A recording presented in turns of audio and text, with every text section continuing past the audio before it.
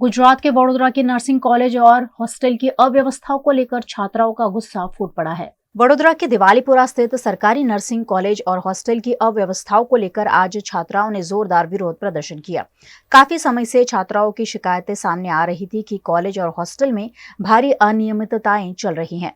Mess में गंदगी, ज्यादा फीस वसूली और कई असुविधाओं पर नाराजगी व्यक्त की गई। પાણીની સમસ્યા છે, જમવાની સમસ્યા છે, ઘણી બધી સમસ્યા જમવામાં તો ક્યારેક ક્યારેક ઠીક હોય, બાકી તો બધું કઈ આમ સારું નથી આપતા જમવાનું, બધું ઠીક ઠીક અને હા રજૂઆત તો ઘણી વાર કરી વોર્ડન મેડમને ને એમને જાણ કરીએ પણ એ લોકો હવે કઈ કરતા નથી, તો અમે તો શું કરીએ।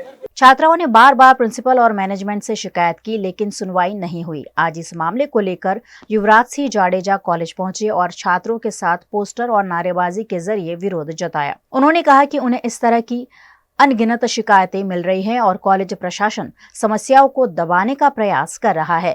આજે વડોદરાની જે નર્સિંગ કોલેજ જે છે ત્યાં અમે કેમ્પસમાં જોવા માટે જે સુવિધા મને જે ફરિયાદો મળી છે 450 વિદ્યાર્થીઓ તરફથી જે ફરિયાદ મળી છે વિદ્યાર્થીઓનું ફરિયાદનું નિરીક્ષણ કરવા માટે આવ્યા હતા કે ભાઈ મૂળતઃ જે મેસના નામે જે 2450 રૂપિયા લેવામાં આવે છે તો એ 2450 રૂપિયાનું જમવાનું કેવું આપવામાં આવે છે। અહીંયા ફાયર સેફટીની બહુ મોટી મોટી વાતો કરવામાં છે। ફાયર સેફટી કઈ રીતે છે? કારણ કે ફરિયાદ અમને એવી મળી છે કે ફાયર સેફટીના ખાલી સાધનોને રાખી દીધા છે, પરંતુ એ સાધનો કોઈ જગ્યાએ કામ કરતા નથી।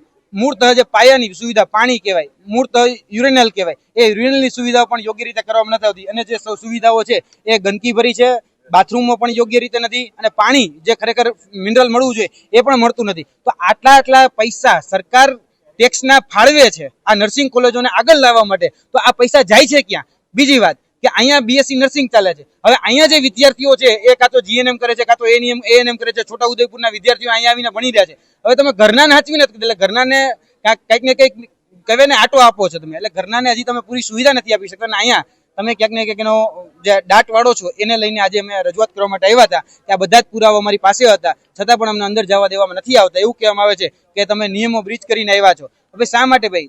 આ સરકારી સંસ્થા છે, સરકારી સંસ્થામાં અમે ટેક્સ પેયર છીએ, અમારા ટેક્સના પૈસાથી સંસ્થા ચાલે છે, તો શા માટે ભાઈ અમે અંદર ન જઈ શકીએ? એટલે મહેરબાની કરીને બેટી બચાવો બેટી પઢાઓની વાતો કરતી સરકાર અહીંયા જે પ્રિન્સિપાલ છે, અહીંના જે સત્તાધીશો છે મોટી મોટી વાતા કરે છે, મોટી મોટી ભાકાફોજદારી કરે છે, એને કહેવા માંગીએ છીએ કે ભાઈ અંદર જઈને જોવા દો સુવિધાઓ કઈ પ્રકારની છે, અંદર જઈને જોશું, સત્ય તપાસું, તથ્ય તપાસું, એટલે આપોઆપ ખ્યાલ આવી જશે શું છે શું નહીં।